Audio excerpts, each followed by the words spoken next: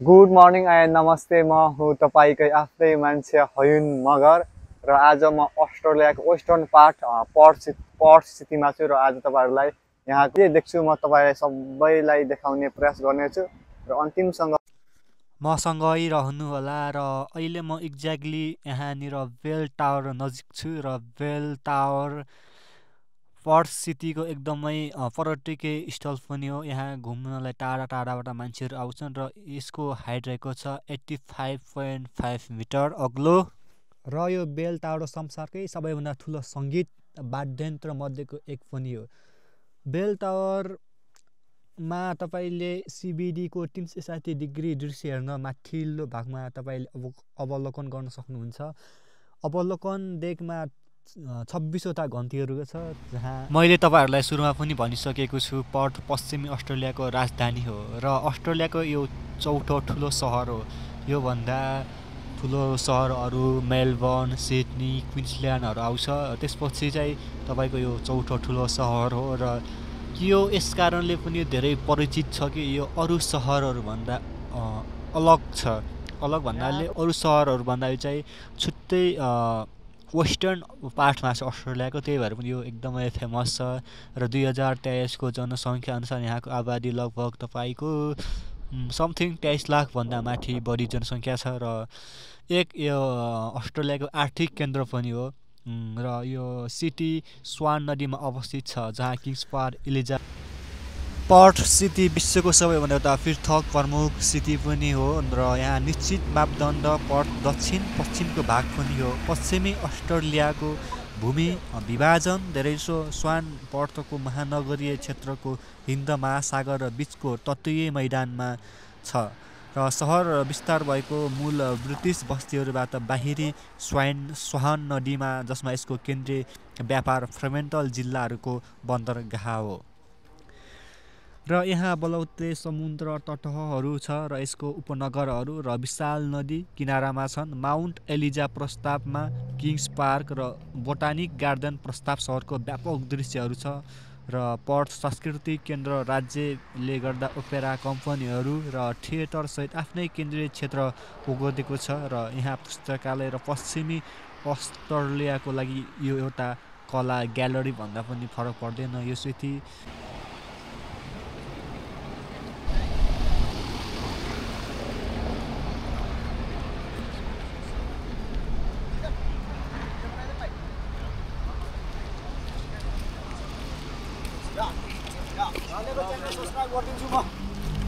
Subscribe गरिदिन्छु भन तिम्रो च्यानललाई।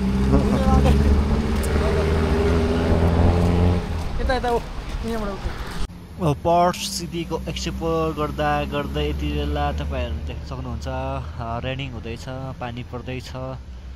बिहानैदेखि मौसम त्यति राम्रोसँग खुलेको थिएन, पानी पर्ला जस्तो गरिरहेको थियो। अहिले झन् पानी परिदिइहाल्यो। त्यसैले हामी छोटो समय ब्रेक लिन्छौँ, किनभने यहाँनिर पानी पर्दा यति बेला छाता पनि छैन हामीसँग। त्यही भएर यहाँनिर एउटा बस स्टेसनको प्रतीक्षालय छ। यो प्रतीक्षालयमा हामी थोरै समयको लागि ब्रेक लिन्छौँ। तबसम्म हामी तपाईँलाई यो घरको चाहिँ जुम गरेर देखाउँछु। यो तपाईँ हेर्न सक्नुहुन्छ, पानी एकदमै खतरनाक बर्सात भइरहेछ यति बेला, एकदम हेभी रेन हुँदैछ र कति बेलासम्म पर्छ त्यति बेलासम्मको लागि हामी फेरि यही प्रतीक्षालयमा बस्नेछौँ। पानी परेपछि हामी फेरि बाहिर जानेछौँ। लगभग 25 मिनट पछि पानी बिदो भयो। त्यसपछि फेरि हामी सिटी एक्सप्लोर गर्नलाई बाहिर निस्क्यौँ। तपाईँहरू देख्न सक्नुहुन्छ यो रेनिङ आफ्टर रेनिङ पछाडिको भ्यू। दिस इज एकदम इन्सेन्ट, एकदम मजाको भ्यू तपाईँहरू देख्न सक्नुहुन्छ।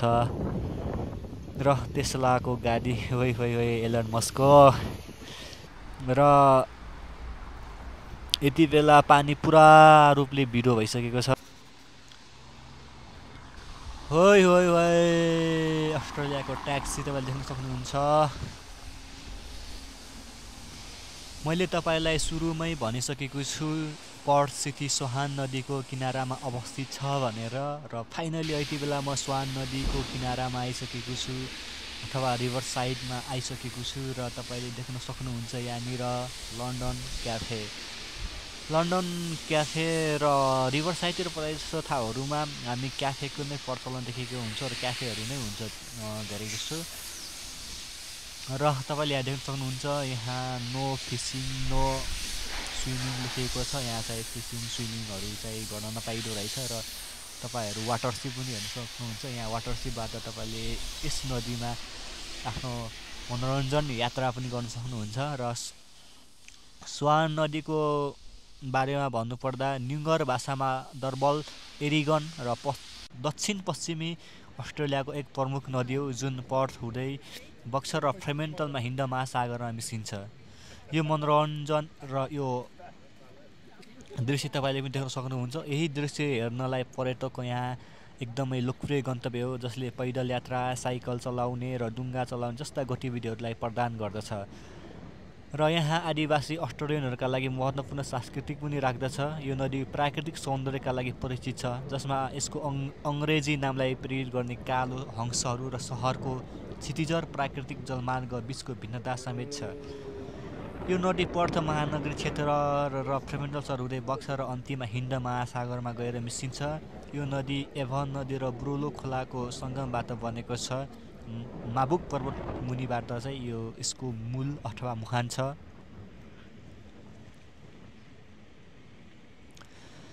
र यसको लगभग लम्बाइ 72 किलोमिटर लामो छ र यसको कुल बेसिन क्षेत्रफल भनेको तपाईँको 1,21,000 वर्ग किलोमिटर रहेको छ। यो फ्रेमेन्टल हिन्द महासागरमा बग्छ, तपाईँहरूलाई सुरुमै पनि भनिसकेँ। र यसको सहायक नदीहरूमा हेलेना नदी र क्यानिङ नदीमा समावेश छन्।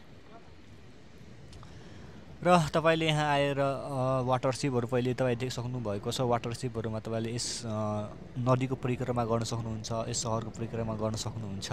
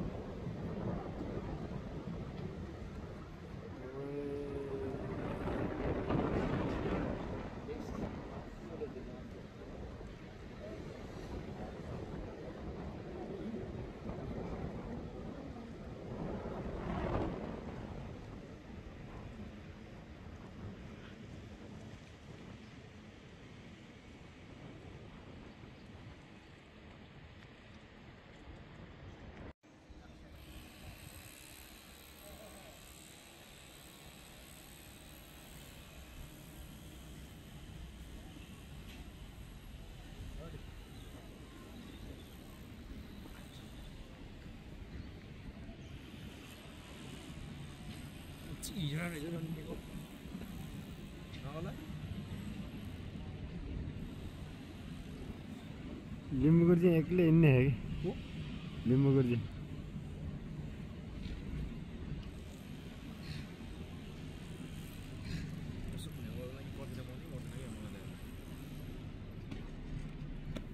खान सक्दैन रे यताको